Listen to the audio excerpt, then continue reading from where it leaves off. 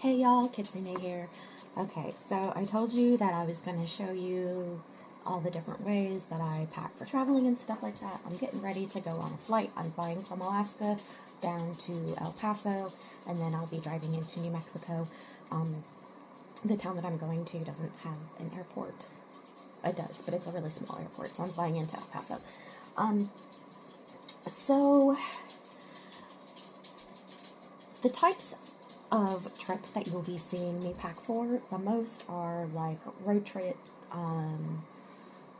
I won't be going on any more bike trips, most likely, but I do know how to pack for bike trips, and I will probably throw some of that in there too, because when you're riding on a bike, you have to pack extremely minimal, which can make things really complicated.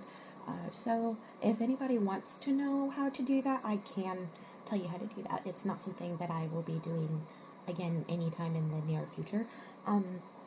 Another type of traveling, I don't know if it would really count it as traveling, is I do a lot of hiking and camping.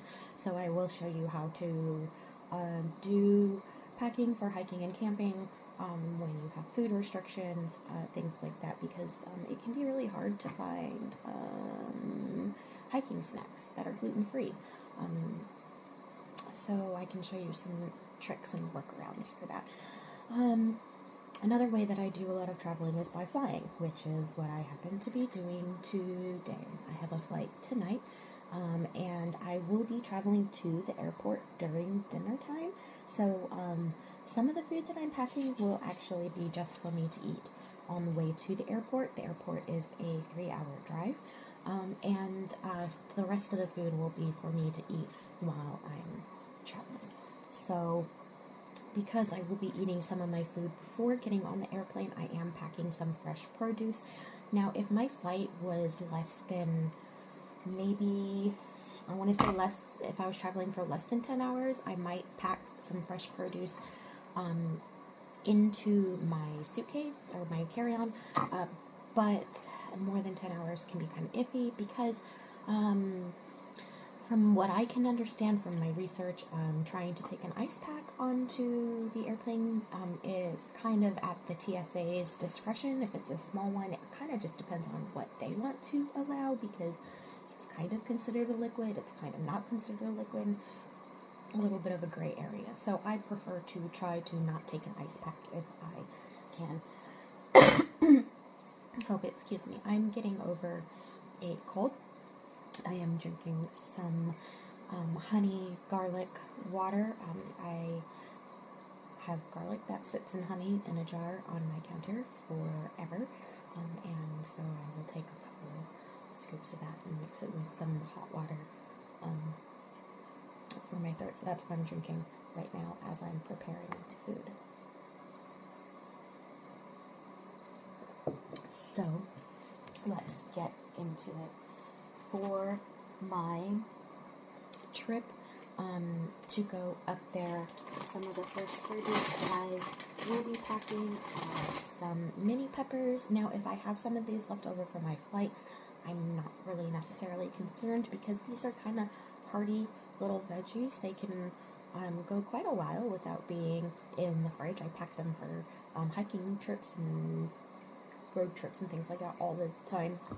Super easy. I like to cut them in half, and then I use them as like a vehicle for my other foods. I just kind of shove everything in there and then eat it. So yeah, so let's cut some of these up, and we're gonna put them back into their bag, because I have to finish most of it before I leave. Okay, so we now have chopped bell peppers. The next thing I am going to do is cut up some of these green onions. Now, how I like to cut them for use is cutting them into strips. I will show you. I'm kind of weird about the ends. I cut them off. You don't have to. I mean, the green ends, this end you cut off.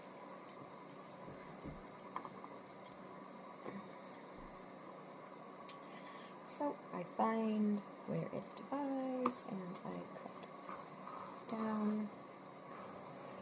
So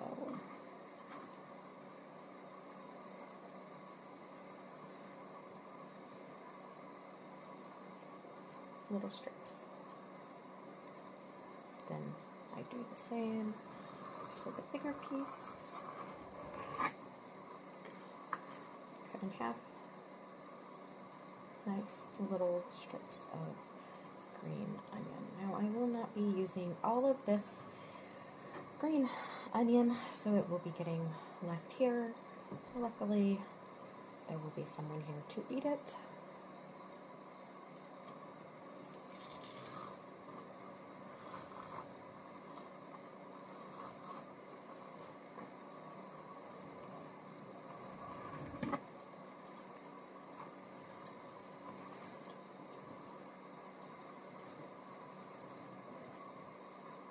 So see, one onion, a whole bunch of nice little strips. Now I really like onions, so I'm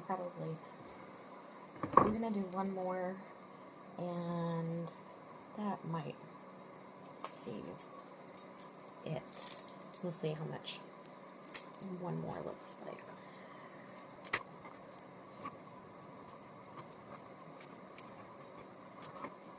So it's gonna go into my little container.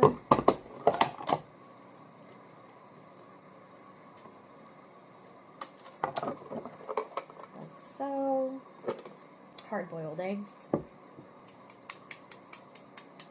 You don't have to be rough with it. Just very gently tap, tap, tap, making a whole bunch of little fractures all over the shell. That way, when you go to peel it, you can pull up the membrane under the shell, and the shell will kind of just peel off because it's broken into all these little pieces. Hopefully. Now, it's hard to tell when you get eggs from the store how old they are. The older your eggs are, the easier they are to peel. I know there are lots of different methods for boiling eggs to make them easier to peel. I do the baking soda method,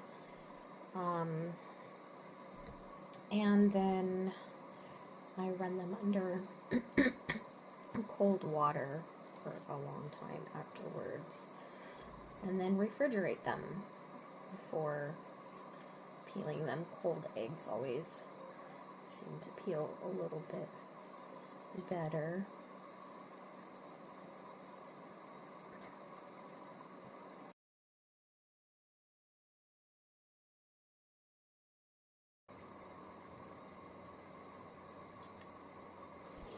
I'm gonna cut these in half. That way I don't have to trouble with a knife. I'm gonna cut them in half, and I'm gonna wrap them in plastic wrap. And they're gonna go into the container with my onions.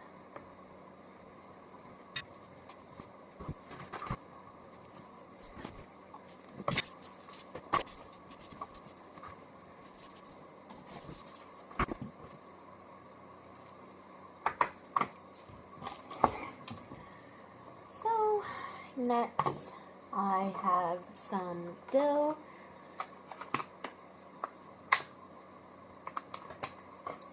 I love using fresh herbs whenever I can, and I happened to already have the dill in my fridge.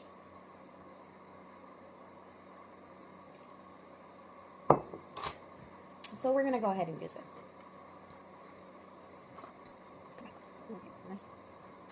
Still there. We also have basil. So we'll put some basil, or basil, or however you say it. And look at that. That was almost flowering. That would have produced a whole bunch of more basil plants. Basil grows really easily. If you're looking for a plant that's really super easy to take care of, basil loves sunshine, and as long as you water it enough, it will go crazy, and then it will start sprouting all of these flowers. And you gotta make sure you cut them off, because otherwise it will drop seeds all over the place, and then you will have basil popping up everywhere. If you want a really easy plant, basil is your guy. It's amazing. This piece is looking a little sad. Some of these pieces here at the top are looking pretty nice, though. It's too bad he was picked so early. He could have made all kinds of plants. I'm talking about the plant like it's a fucking person. Listen to me. Anyway, some fresh basil.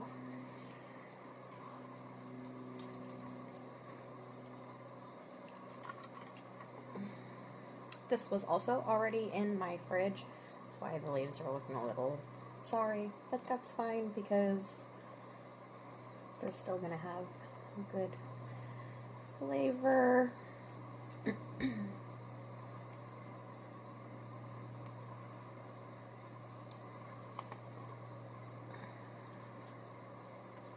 This one I'm just gonna pinch off the end like that. And it can go in there.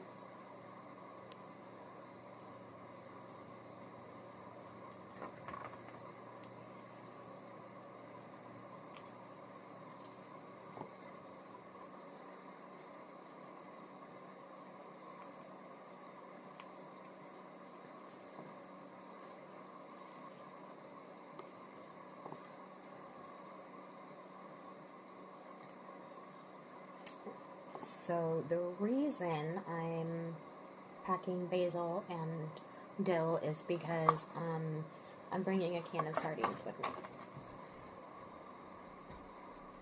And that's what I will be eating for my dinner on the drive up to the airport. Is a can of sardines.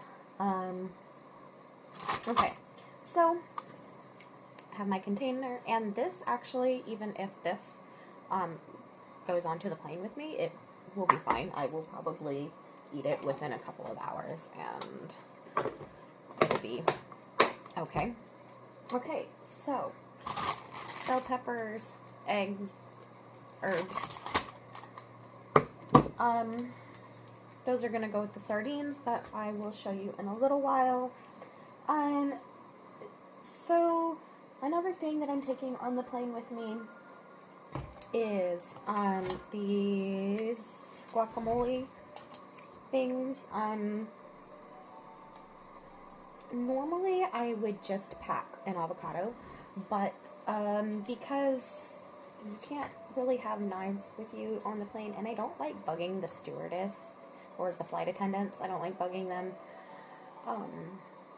And when I get to the airport, it's going to be really late, and all of the restaurants are already going to be closed. So to avoid having to bother anyone or having to look around for anything, I'm packing these instead of a fresh avocado and a Ziploc with a knife. If I was doing any other type of traveling, it would be a fresh avocado. And then I'm also packing these Parmesan cheeses. Now, I can't do a whole lot of dairy, but I can do some dairy without my stomach freaking out too much.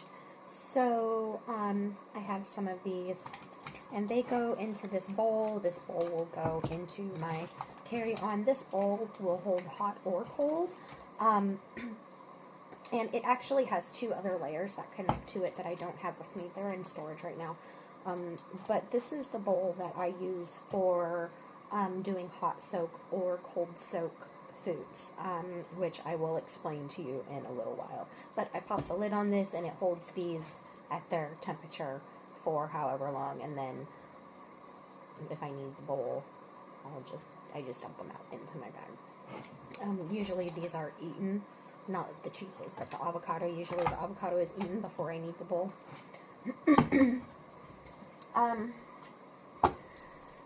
So another thing that I like to travel with is my hot water cup. You can't take water through TSA.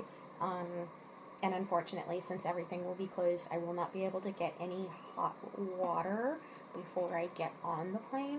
But when I land for my layover, I can get hot water if I need it. If I decide to do a hot soak food, I might just do something cold soak instead.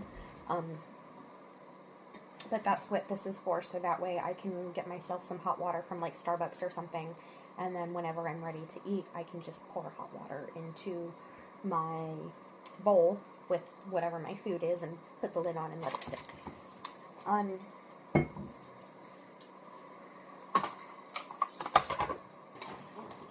This is my lunchbox, which I do take with me quite often to a lot of places. Sometimes I will take a cooler instead. It just depends on how much food I'm packing and what kind of traveling I'm doing. So this little guide comes with me pretty much everywhere. This is all of my dry food or my soap food, hot and cold soap food. So drinks, I've got teas and apple cider, hot apple cider mix. I've got packets of honey. Some of them I bought at the store, and then others, like this one, this came from the hospital. So I kind of just, wherever I am, I kind of look around at what type of little packets they have, and I grab a couple. I was having to stay at the hospital for quite a while, as a lot of you know, because I was taking care of my mom and sitting with my mom while she passed away. So I have some of these honey packets left over because I had a whole bunch of them. In here, I carry my coffee. This is instant coffee. Now, up here in Alaska, this brand of creamer, this bottle is like 20 bucks. It's really expensive. But as far as non-dairy powdered creamers go, this is probably my favorite. It's the smoothest. It doesn't have any funny after flavors. It dissolves really well. You're not having to sit there and play with it. This is the coffee that I use. And actually, my sister turned me on to this coffee because I was looking for a good coffee to take camping with me. Because sometimes I just don't have the ability to, you know, do the grounds in a basket and pour the hot water over. Sometimes I just need something quick, like especially if I'm doing a road trip. This is so much easier. So what I do is I pour a mixture of it into this Ziploc, and I travel with that.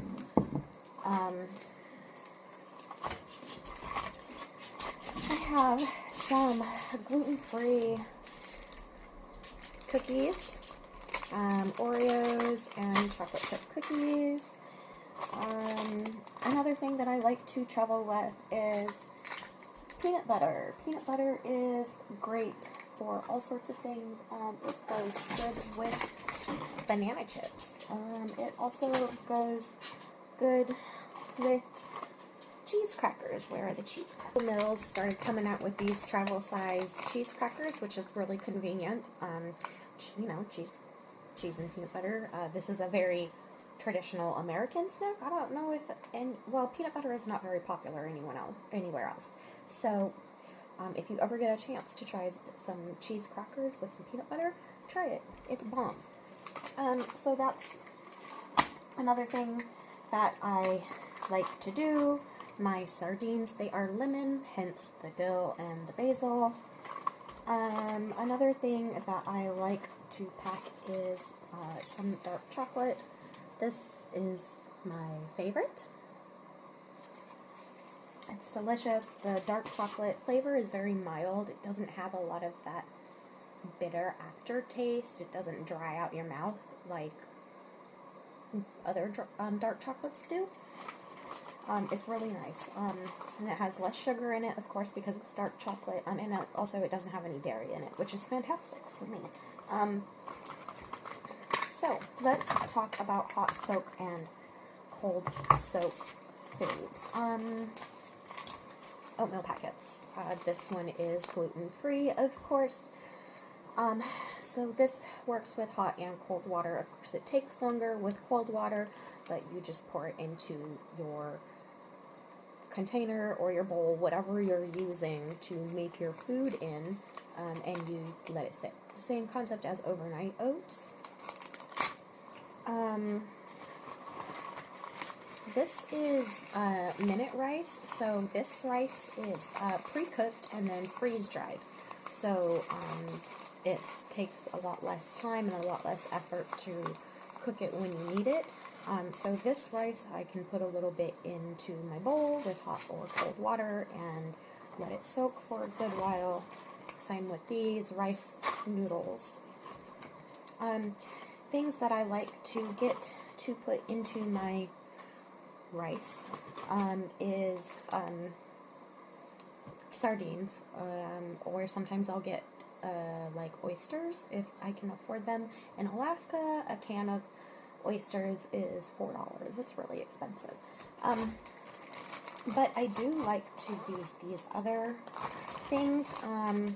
These are Millie's broth packets, so you let them soak kind of like a tea pack. And it's a nice little sipping broth. It's called sipping broth. I get them at Walmart. There are like 3 or 4 different flavors, I think. The Thai lemongrass is my favorite. There's another one that's like tomato something. That one is really good too. I also like to mix in these bare bones bone broth powders into the rice. Makes it really good. These two as a combination, even just as like a hot drink. Fantastic, really delicious. So that is something that I like to mix in, or I will do tuna packets. Of course, I travel with those. Of course, you have to make sure they are gluten-free. This one is gluten and soy-free. Tomato basil, a little bit of flavoring. Anything you can buy with a little bit of extra flavoring always helps.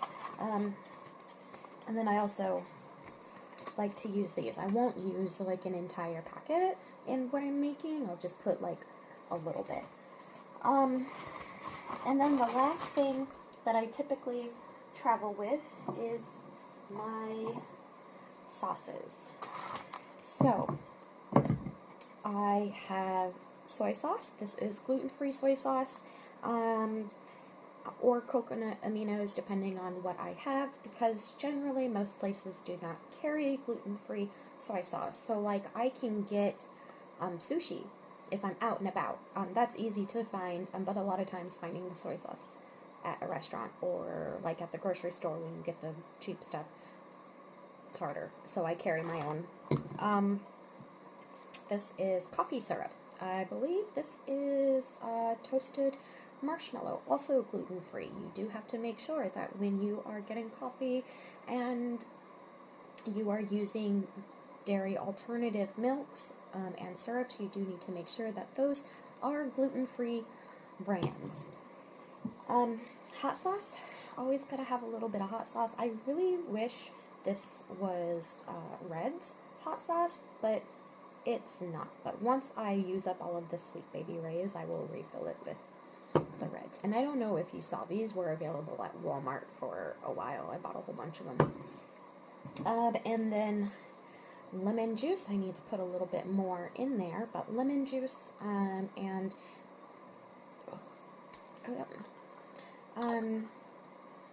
in this little shot glass type cup. And then this is a spice made by someone I know in New Mexico. It's called More Better. It's a fantastic spice. She has been making it for years, and she sells it. I believe it's $10 a bottle. It goes good on everything, which is why I travel with it, because it's really delicious. Let me see. It's got celery, salt, black pepper, granulated garlic, Spanish paprika. So it's really good. And it's not about the spices themselves, it's about the amount of each one that she uses. And she's really careful about sourcing her ingredients. So yeah, if you would like to try some of this, you will see me using this quite a bit. If you would like to try some, let me know, and I can probably get you in touch with her. So that is just about everything that I travel with. I may have forgotten something, but I don't believe so. So what I do is all of that gets shoved into my bag and everything, and that's it. I don't have a fork, so I will probably stop at the gas station on the way up there and grab plastic utensils. That way I can have stuff to eat with. I've never had any issues going through TSA with a plastic knife before, so fingers crossed. Hopefully it won't be an issue this time. But yeah, so that's it. Okay, so the next time you see me, I will be at the airport. I might show you a few things on the way to the airport. It's breakup season up here in Alaska. Roads are starting to get slushy during the day and icy at night. So I'm really excited to be down in New Mexico where it's nice and warm. So yeah, don't forget to like and subscribe. That way you can see the rest of my traveling, flying from Alaska down to New Mexico. And remember, in a few days from now, I will be flying to Alabama and then driving back to New Mexico. So I will be showing you my packing process for that as well. A lot of this food is just going to go with me to that, on that trip also. It all just kind of comes with me, and I just kind of restock things as I need them. Now when it comes to my road trip back up to Alaska, that's where the food is going to get really interesting. So anyway, don't forget to click like and subscribe. That way you know when I drop another video, and I will see you guys again soon. Bye!